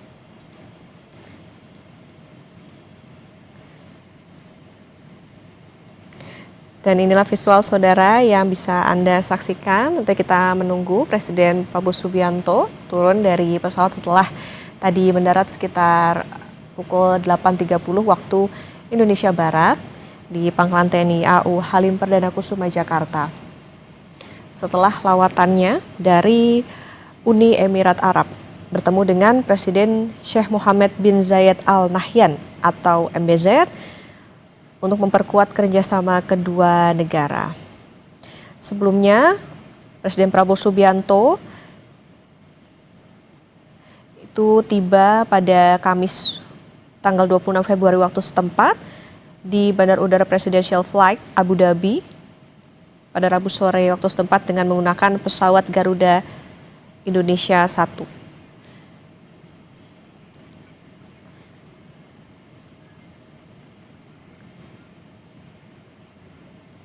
Dalam kunjungan kali ini, Presiden juga sempat memang diagendakan bertemu dengan Presiden Mohammed bin Zayed Al Nahyan yang menjadi bagian dari upaya berkelanjutan untuk memperkuat kemitraan strategis Indonesia dengan Uni Emirat Arab. Lawatan ini, saudara, juga menandai kesinambungan diplomasi aktif Indonesia di kawasan, sekaligus menegaskan komitmen Presiden Prabowo dalam memperluas jejaring kemitraan global yang saling menguntungkan. Jadi memang dalam beberapa hari terakhir, memang Presiden Prabowo Subianto tidak hanya ke Uni Emirat Arab, tetapi juga ke berbagai negara. Seperti tadi, ke Yordania, Inggris, maupun juga ke Amerika Serikat. Terlihat di layar kaca Anda, saudara, Wakil Presiden Republik Indonesia Gibran Rakabuming tengah menunggu Presiden Prabowo Subianto turun dari pesawat.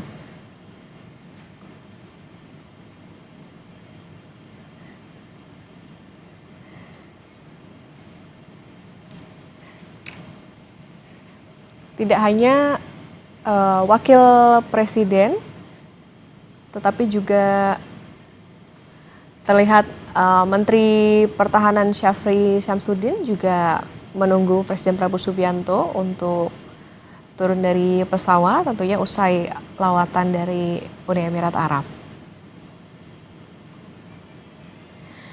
Tentunya lawatan dari Presiden Prabowo Subianto ini kita harapkan bisa memperkuat ataupun juga sinergitas antara dua negara dalam berbagai bidang, termasuk juga soal investasi maupun juga energi.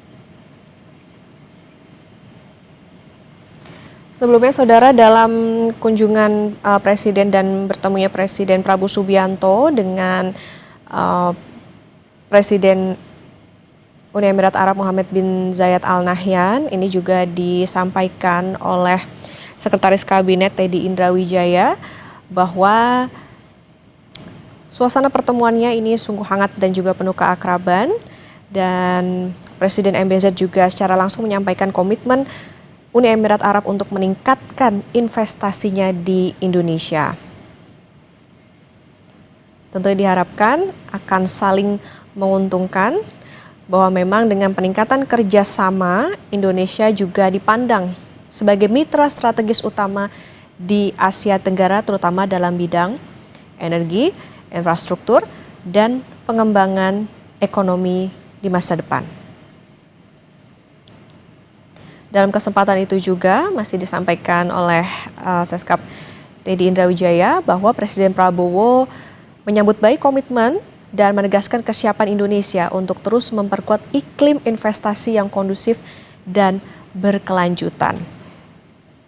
Melalui seperti ruang kolaborasi yang lebih luas bagi investor dari Uni Emirat Arab dan juga berbagai sektor prioritas nasional. Momentum ini, saudara, bertepatan dengan peringatan 50 tahun hubungan diplomatik Indonesia dengan Uni Emirat Arab yang jatuh pada tahun 2026 ini.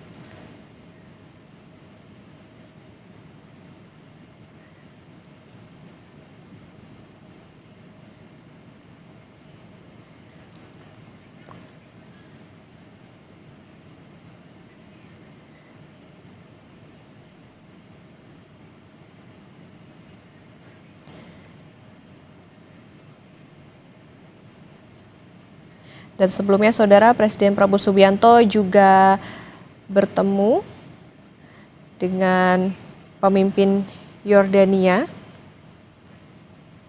Dan terlihat Presiden Prabowo Subianto sudah keluar turun dari di pesawat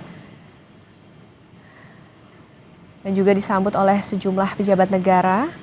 Di antaranya tadi ada Wakil Presiden Republik Indonesia Gibran Rakabuming. Terlihat ada sejumlah percakapan yang dilakukan Presiden.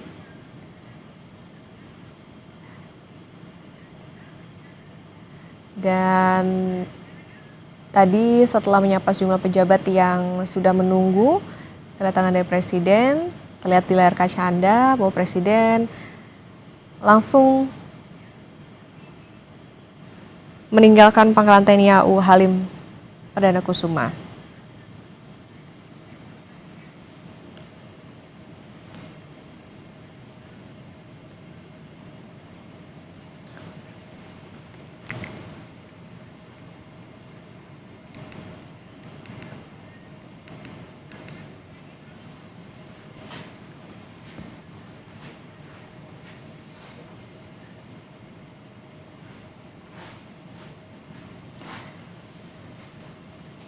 Saudara, beragam dinamika sosial dan ekonomi tanah air ternyata berkaitan erat dengan kesehatan mental warganya. Bahkan beberapa waktu lalu ramai jadi perbincangan bahwa sejumlah psikolog menerima klien dengan keluhan stres yang dipicu situasi dalam negeri. Lalu bagaimana caranya agar kita bisa tetap menjaga mental di tengah kondisi ekonomi sosial tak ideal? Usai jeda, Kompas Bisnis akan bahasnya bersama Yan Rahman.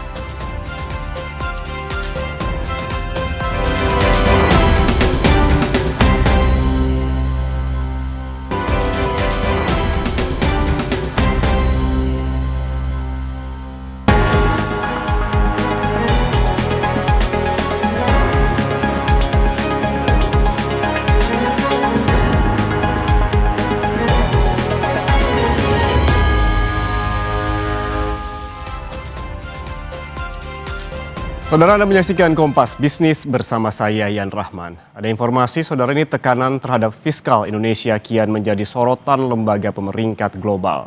Terakhir, S&P Global Ratings peringatkan lonjakan biaya pembayaran utang berpotensi menambah risiko penurunan terhadap profil kredit sovereign Indonesia. Analis S&P mengungkapkan pembayaran bunga utang pemerintah sangat mungkin melampaui ambang batas krusial 15% dari total pendapatan negara pada tahun lalu. Level ini selama bertahun-tahun menjadi batas aman yang konsisten dijaga Indonesia. Jika rasio bertahan di atas 15%, secara berkelanjutan S&P membuka peluang pandangan yang lebih negatif terhadap peringkat kredit Indonesia. Saat ini S&P memang masih mempertahankan outlook stabil untuk peringkat Indonesia, namun sinyal kewaspadaan semakin kuat. Sebelumnya Moody's Ratings lebih dulu mengubah outlook Indonesia menjadi negatif dari stabil pada awal Februari, dan lembaga ini menyoroti melemahnya tata kelola dan meningkatnya risiko fiskal.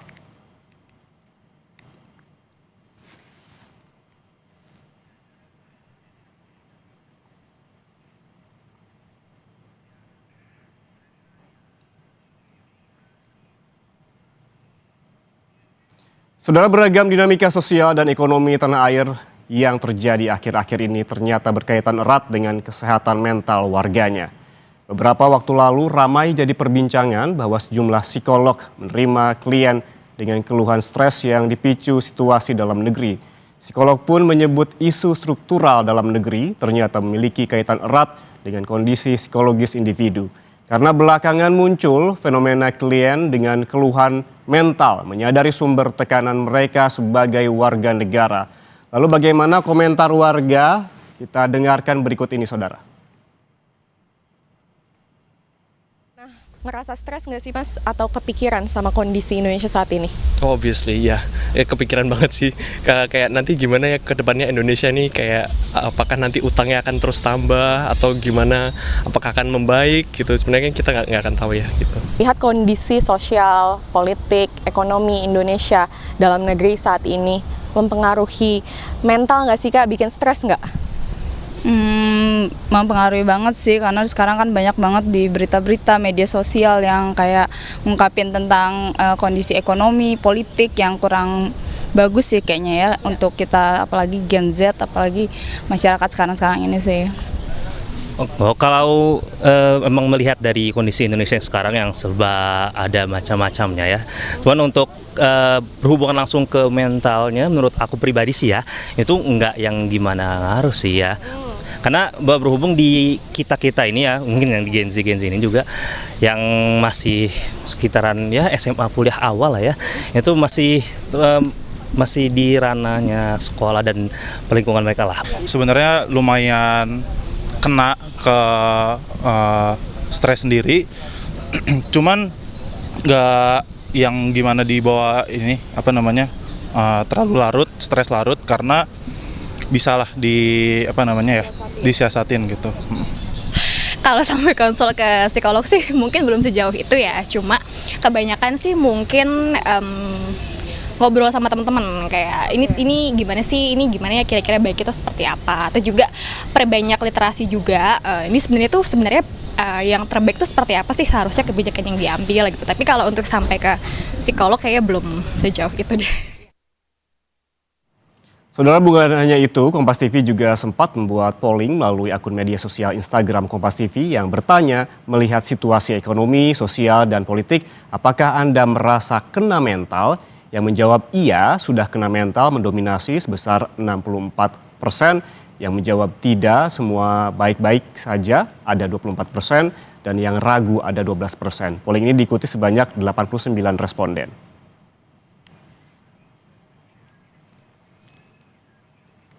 Saudara, jadi bagaimana caranya kita harus menjaga mental saat kondisi ekonomi sosial tidak ideal? Namun sebagai disclaimer, ini menurut masing-masing individu ya. Kita langsung bahas bersama psikolog klinis personal growth, Phoebe Ramadina. Mbak Phoebe, selamat pagi. Selamat pagi. Mbak Phoebe, ini kan ada fenomena warga datang psikolog karena frustrasi memikirkan kondisi beragam aspek negara seperti ekonomi dan juga sosial. Apakah ada kaitan erat antara kondisi negara dengan kondisi psikologis individu? Sebenarnya memang kondisi kesehatan mental individu itu sangat dipengaruhi sama berbagai hal yang terjadi di kehidupannya gitu kan ya. Dan ketika kondisi politik atau sosial dan ekonomi suatu negara itu kan merupakan memang salah satu faktor yang juga bersinggungan sama kehidupan kita setiap harinya. Nah, pada dasarnya manusia itu memang lebih akan ngerasa aman ketika dia dihadapkan dengan hal-hal yang pasti gitu. Jadi kalau ada hal-hal yang menurut mereka sedang tidak pasti, apapun itu ya, bisa dari pekerjaan, bisa dari pasangan, bisa dari segi keuangan maupun kondisi negara, maka sangat mungkin membuat perasaan tidak nyaman dan tidak aman tadi, yang akhirnya bisa mengarah kepada kecemasan dan juga stres. Yang kalau tidak ditangani dalam jangka panjang tentu bisa berakibat buruk juga pada kondisi psikologis mereka, seperti itu. Oke, sebelumnya kan Mbak Phoebe Kompas TV sempat membuat polling kecil-kecilan begitulah di media sosial dengan bertanya seberapa besar kondisi negara berkorelasi dengan kondisi mental followers gitu. Jawabannya didominasi warga yang kena mental. Apa kemudian sebetulnya ini seperti fenomena gunung es, banyak yang mengalami namun tak sedikit yang memilih untuk dipendam saja begitu? Sebetulnya hasil polling Kompas tadi itu kan merupakan hasil screening awal gitu ya, kita bisa bilang. Jadi memang belum bisa dijadikan dasar untuk mengambil keputusan apapun. Perlu dilihat dulu apakah memang data-data yang diambil itu akuratkah atau memang sudah menggambarkan populasi umum atau belum gitu. Karena memang mungkin saja ada individu yang merasa kurang nyaman untuk mengekspresikan kondisi psikologisnya ke publik gitu.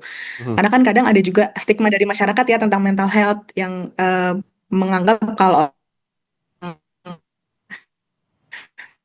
melakukan sesuatu di media sosial atau di secara publik itu terlalu sensitif atau mungkin overreacting. Jadi ya ini adalah hasil awal yang bisa diolah lebih lanjut sih. Oke, tadi juga ada dampak secara jangka pendek dan juga dampak secara panjang, begitu jangka panjang. Jika memang berkepanjangan, begitu merasa kena mentalnya itu berkepanjangan dan tidak segera dikelola, bagi pekerja saja misalnya, apakah akan berdampak pada kinerja di kantornya atau bagi mahasiswa, apakah akan berpengaruh terhadap nilai, ini kan lebih ke outputnya gitu, seperti apa Mbak Phoebe? Betul sekali. Jadi stres yang tidak dikelola dengan baik itu tentu akan berdampak pada keseharian kita gitu kan ya. Nah, ketika individu ini mengalami stres yang berkepanjangan, bisa jadi akan menurunkan konsentrasi mereka, motivasi mereka, dan juga kemampuan mereka untuk mengambil keputusan. Nah, hal-hal ini kan hal-hal yang kita pakai sehari-hari nih untuk bekerja atau mungkin untuk teman-teman yang mahasiswa untuk belajar gitu ya. Jadi dampaknya pekerja juga bisa mengalami penurunan produktivitas, mengalami burnout. Terus kalau untuk mahasiswa bisa jadi ngerasa kesulitan belajar, menunda-nunda tugas atau juga akhirnya jadi mengalami penurunan nilai.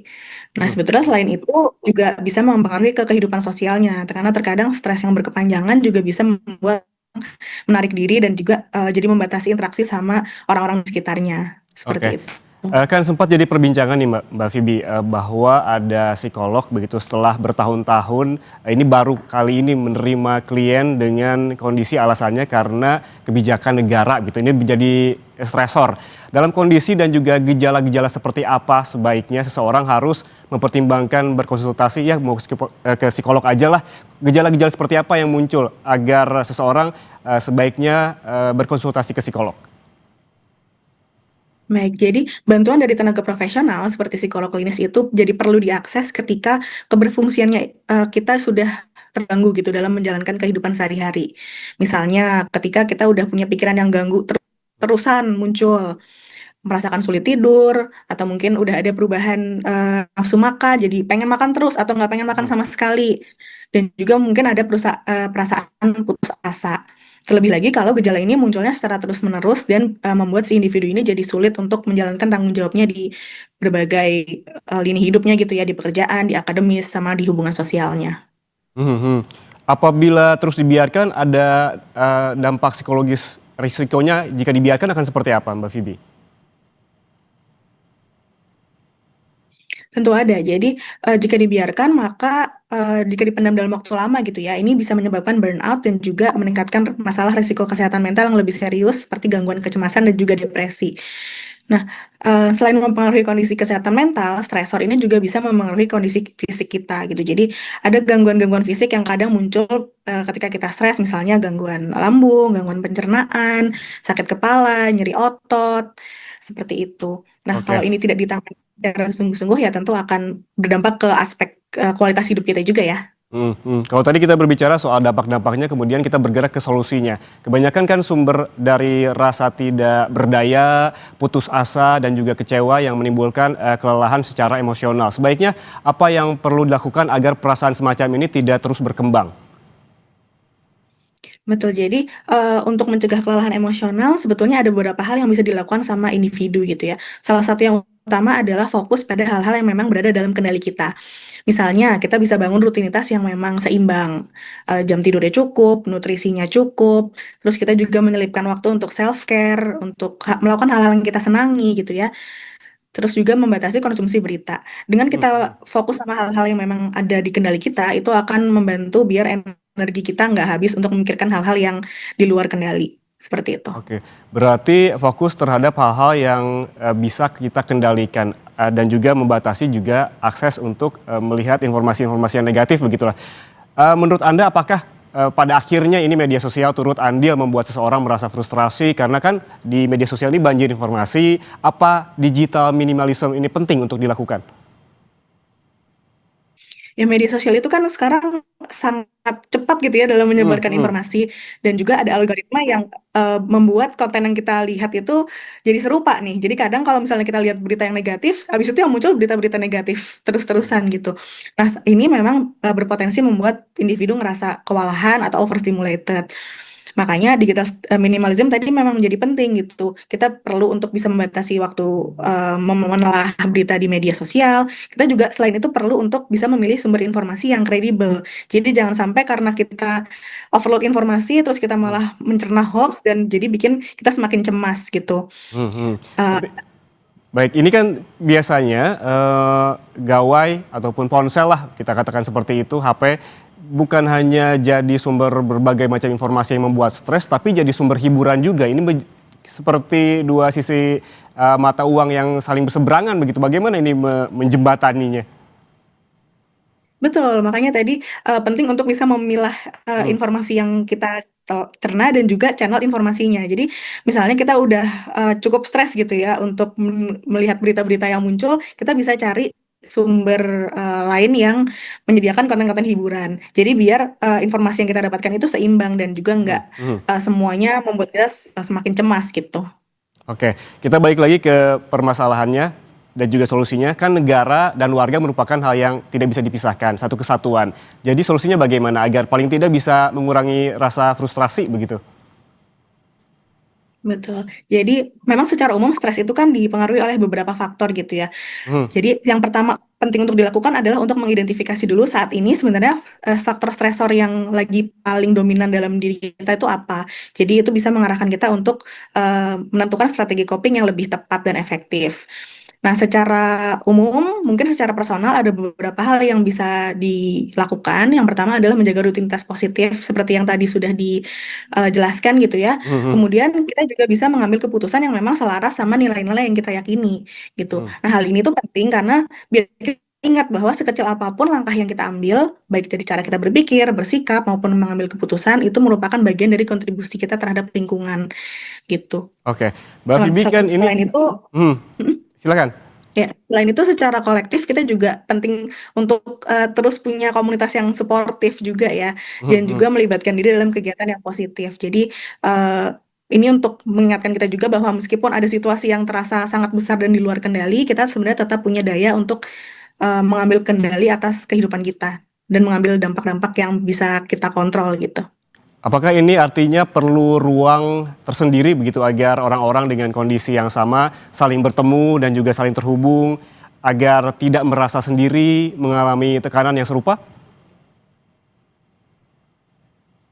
Betul, adanya ruang diskusi yang aman sama suportif itu juga merupakan salah satu wadah yang cukup efektif ya untuk mengurangi perasaan tertekan. Karena melalui diskusi yang positif dan sehat, kita juga merasa nggak sendirian tadi seperti yang Mas Yan bilang ketika menghadapi situasi-situasi yang menekan.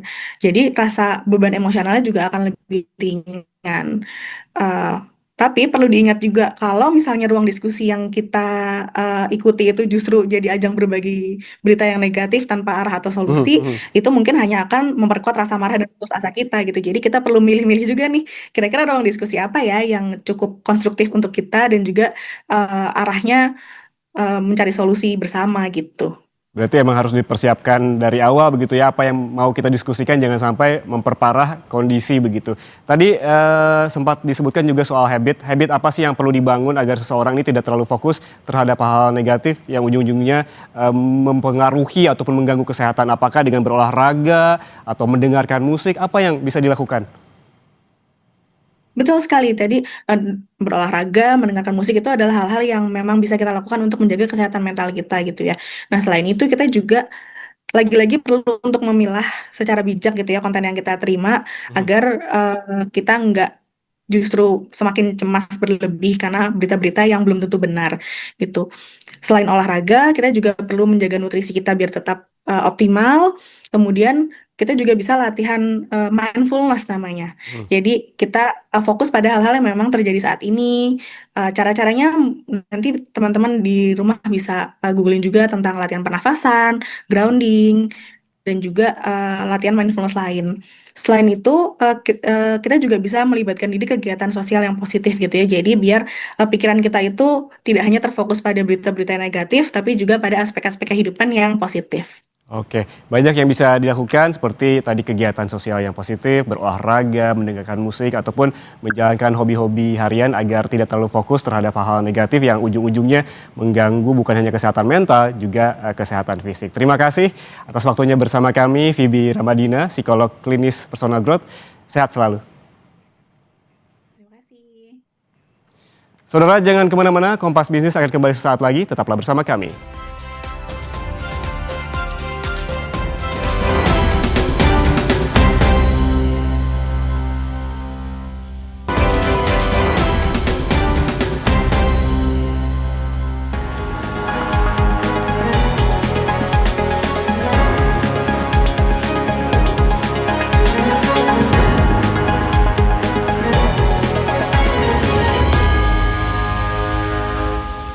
Saudara, Bank Indonesia resmi meluncurkan Pusat Inovasi Digital Indonesia atau PD Digdaya 2026. Program ini menjadi panggung bagi talenta digital muda tanah air untuk menghadirkan solusi nyata bagi sistem pembayaran dan layanan keuangan digital nasional.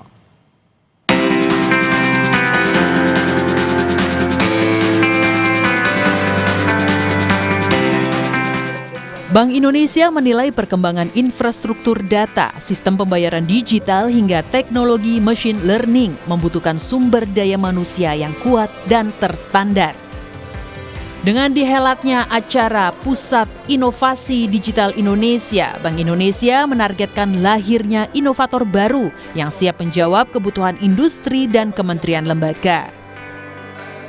Program ini dirancang sebagai ekosistem kolaboratif. Peserta akan mengikuti intensive working session, mentoring, hingga penyusunan prototype dan pitch deck sebelum dinilai oleh Dewan Juri dari kalangan regulator, industri, akademisi, dan komunitas. Memenuhi kebutuhan industri yang berkembangnya sangat cepat. Yang kedua, kita berhadapan dengan tantangan tenaga kerja. Tenaga kerja kita banyak, tapi belum tentu semuanya match gitu ya dengan kebutuhan di industri. Nah, ini yang kita bekali. Jadi selain job creation tapi matching antara kebutuhan industri dengan talentnya. Supaya bisa matching tentu diikuti dengan program yang Digdaya. Digital Talent Indonesia berdaya dan berkarya sambil kita naikkan, istilah kita scale up gitu ya, kita naikkan levelnya untuk ikut hackathon. Jadi tadi yang pertama kebutuhan industri, membuka lapangan kerja, dan yang terakhir nih Mas yang paling penting juga. Sekarang ini kalau misalnya kita bicara tentang keseluruhan ekosistem, ini umumnya mereka menggunakan teknologi-teknologi yang sudah terkini, AI, cloud, machine learning. Tapi mohon maaf, banyak yang bergantung sama vendor. Gitu ya. Padahal peluangnya untuk mereka misalnya berkembang di startup, melayani itu besar. Jadi membuka keseluruhan peluang untuk melakukan perluasan di bisnis ekonomi bisnis di digital. Ekonomi keuangan digitalnya kita dorong untuk bisa terus melakukan perluasan. Itu targetnya tahun 2026. Pendaftaran dibuka hingga 27 Maret 2026. 800 peserta yang lolos akan mengikuti essential training pada April hingga Mei. Setelah dinyatakan lulus, sebanyak 480 proposal terbaik akan masuk tahap praktik dan pengembangan bisnis pada Agustus hingga September. Di tahap ini, peserta dibekali materi kewirausahaan dan bisnis matching dengan pelaku industri. Dari 480 tim akan diseleksi menjadi 80 tim terbaik untuk dipertemukan dengan investor. 10 tim terbaik akan menerima penghargaan pada ajang FECDI September mendatang dengan total hadiah mencapai 1,42 miliar rupiah. Gubernur Bank Indonesia, Peri Warjio, mengajak seluruh generasi muda bertalenta digital untuk ikut serta dalam program ini. Semua legasi akan berawal dari mimpi. So never stop dreaming. Mulai hari ini dan besok akan pendaftaran. Iya, Fitri. Akan pendaftaran kita akan jaring 800 tim. Jadi 800 tim, kalau setiap tim itu 3 sampai 5 berapa ribu? Hampir 3.000 talent data. Yang kalian perlukan apa? Proposal. Bisnis apa yang akan kalian, ide, visi, dreaming, problem statement. Itu yang kalian perlukan. Pusat Inovasi Digital Indonesia diharapkan mampu memenuhi kebutuhan talenta digital nasional, membuka peluang lapangan kerja baru, serta mendorong perluasan bisnis ekonomi dan keuangan digital Indonesia. Asri Gunawan, Bodia Vimala, Kompas TV, Jakarta.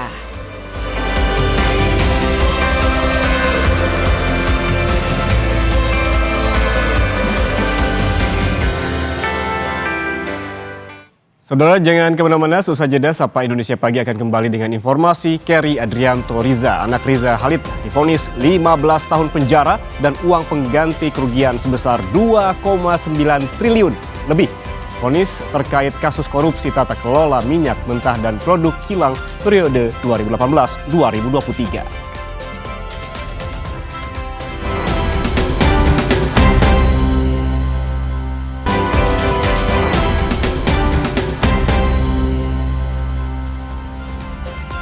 Kembali di Sapa Indonesia Pagi, Saudara. Kerry Adrianto Riza, anak Riza Khalid, menjalani sidang putusan terkait kasus korupsi tata kelola minyak mentah dan produk kilang periode 2018-2023. Kerry divonis 15 tahun penjara dan uang pengganti kerugian sebesar 2,9 triliun lebih. Kerry menjalani sidang putusan di Pengadilan Tipikor pada Kamis 26 Februari hingga Jumat dini hari 27 Februari. Dalam sidang ini Muhammad Kerry Adrianto Riza divonis 15 tahun penjara dengan denda 1 miliar rupiah ditambah pidana tambahan berupa uang pengganti kerugian sejumlah 2 triliun 905 miliar 420 juta rupiah. Melalui kuasa hukumnya, Kerry sebelumnya memohon kepada majelis hakim menjatuhkan putusan bebas atau setidaknya lepas dari segala tuntutan hukum. Adapun kerugian negara yang ditimbulkan mencapai 285,18 triliun rupiah.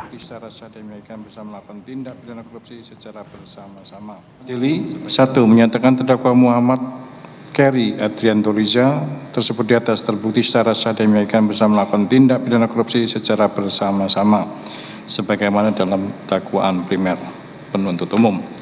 Dua, menjatuhkan pidana terhadap terdakwa Muhammad Kerry Adrianto Riza.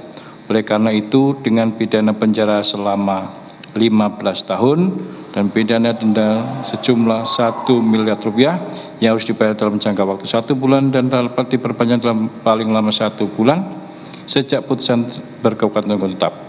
Menetapkan jika pidana denda tidak dibayar dalam jangka waktu yang telah ditentukan, kekayaan atau pendapatan terdakwa dapat disita dan dilelang untuk melunasi pidana denda yang dibayarkan.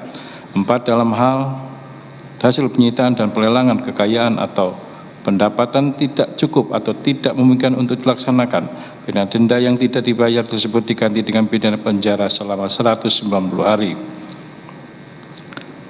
Menjatuhkan pidana tambahan kepada terdakwa untuk membayar uang pengganti sejumlah 2 triliun 905 miliar 420 juta 3.854 rupiah.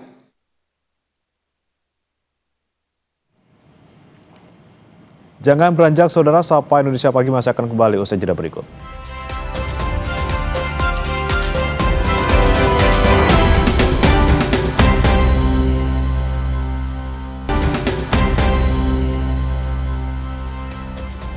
Saudara, pengungsi di pusat penampungan Yarmouk di Kota Gaza mengungkapkan kegembiraan mereka setelah Komite Parlemen Internasional mendirikan toko roti di dalam kamp pengungsian.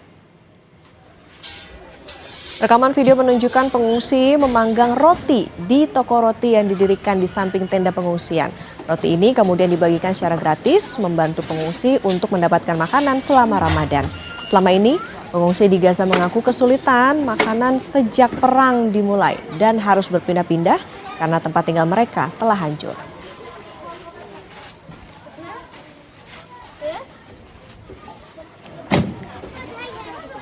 Informasi tadi menutup Sapa Indonesia Pagi hari ini, Saudara. Akhirnya saya beri manat. Dan saya Putri Oktaviani, terima kasih, sampai jumpa.